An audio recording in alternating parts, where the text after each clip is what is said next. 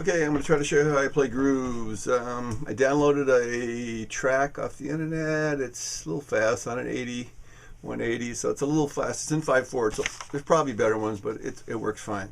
So what I do basically, I'll write before you see it above this video, kind of a written explanation. But basically I set up a rhythmic pattern. That's my feel of whatever I'm going to play. I add chords to that. That's the second part. I establish harmonic patterns. Same thing as the rhythm pattern repeats or creates a groove. I also do that with harmony.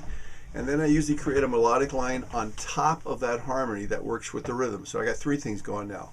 So with all those three things, I add articulations, dynamics.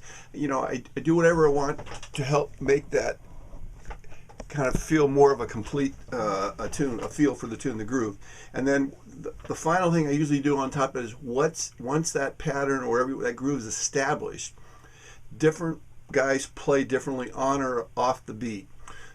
The way I feel grooves is I have this established, whatever you want to call it. It's the groove, the feel of what I'm playing. So I try to create tensions at certain spots in this spatial time frame. If it's a 4-bar phrase, I want to create tension and then resolve it before it starts again. So I can use any of these aspects, the way I organize my grooves, to create tension. So what I do, the one that really makes a difference for me personally, or I will play with different players, is where I start playing on and off the established accent pattern, the feel or groove of what I created. If that's dump, dump, dump, dump, where I start playing a little ahead or a little bit behind, it makes it create a little bit of tension and resolve it. There's a pattern to that too.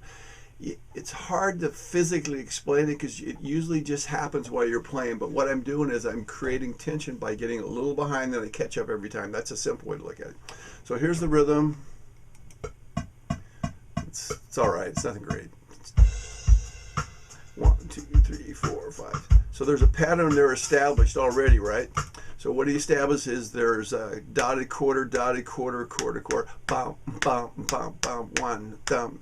So it's like 1 and of 2, 4, 5. So to make that rhythm a little more interesting, I'm going to play back and forth. I'm going to go dump, bump, bump, bump, bump, bump, bump, bump. So what I'm just changing the first attack to the and of one instead. So down. There's the first one. Yeah. Dotted quarter, quarter. Then instead of going, I'm going to go bump, bump, bump, bump. And then, so I can change the harmony. There's my pattern. I'll just start playing it and develop as I play. It may be different if I do it at a different time, but it'll work. So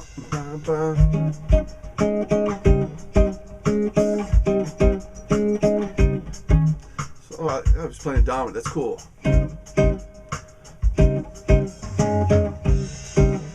So actually, I'm going to make the harmony dominant to a sharp 9.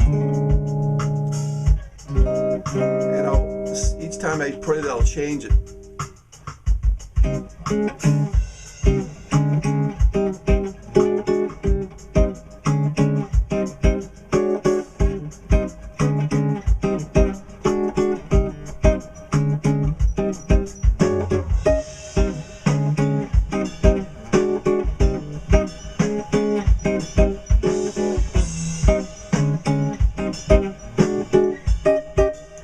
So you notice I kind of set up, let me turn this off. I set up bigger phrases and phrases. You know, I'll add something harmonically and rhythmically on top of that established pattern to help accent the beginning of a phrase. So that's the way to do it. I guess what I'll do now is I'll try to record this tune and then play over it. This is good for one video.